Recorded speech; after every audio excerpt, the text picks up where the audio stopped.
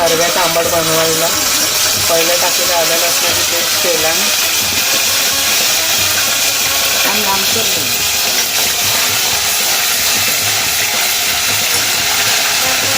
टाकीला चिकन मसाला टाकीला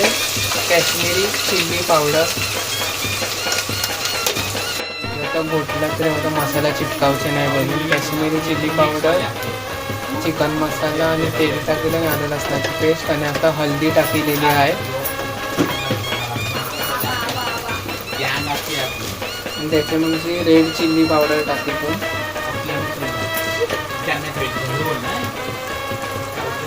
थोडं जास्ती स्पायसी झणझणीत व्हायचे बघून एक नंबर लागते थोडं तिखट पाहिजे कोली पद्धतीत थोडं तिखट पाहिजेच पाणी टाकूया चिटकावचे नाही बघीन मसाला बघा कोलीपर्यंत कसं झणझणीत होते रस्सा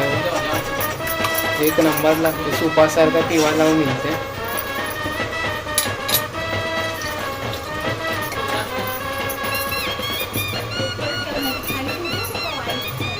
अजून थोडं पाणी आणि रस्सा वगैरे पाहिजे सुपासारखा पिवायला टाकूया गावठी कोकम थोडा खट्टा मिठा ओवाचे बघे एक नंबर लागते कोकम थोडा खट्टा पण येते कोकमची आता आपण टाकूया त्याच्यात स्वादानुसार मीठ एकच नंबर लागते रस पिवायला व एक नंबर लागते फुल धमाल तुम्ही बघू शकता कसा लाल कलर आलाय भडक एकच नंबर कोणी पद्धतीत आता आपण सरगाच्या तुकड्या टाकू याच्या थोडे टाइम असे कलर बघू शकता कसा आलाय रावस लागते खावायला आंबट तुकड्या आता हे आमटान जातील आपण थोड्या टाइमची मगशी बघूया आणि हे आपला आंबट बघू शकता आता उकाला येला आमटाला थोड्या टायमाच्या पण सरगाच्या तुकड्या टाकू याच्या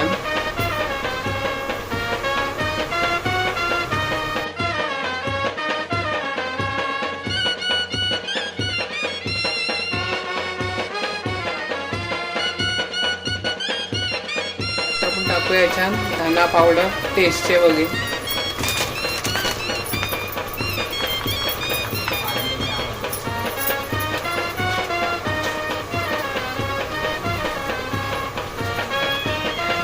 झणझणीत कोली पद्धतीत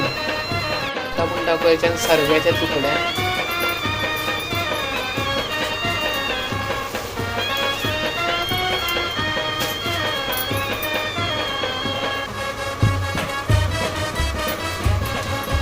एकच नंबर लागते सरग्याचा आंबट खावायला कोली पद्धतीत सरग्याचा आंबट झणझणीत फिनिशिंग टच कोथिंबीर अशा पद्धतीने आपले तयार होते कोली पद्धतीने सरग्याचा आंबाट आता उकाला येलाय सरग्याच्या आमटाला एकच नंबर राहिले कोली पद्धतीने सरग्याचा आंबट तयार बघू शकता सरग्याचा आंबट एक नंबर झाले झणझणीत हे आपलं कोली पद्धतीने सरग्याचा आंबट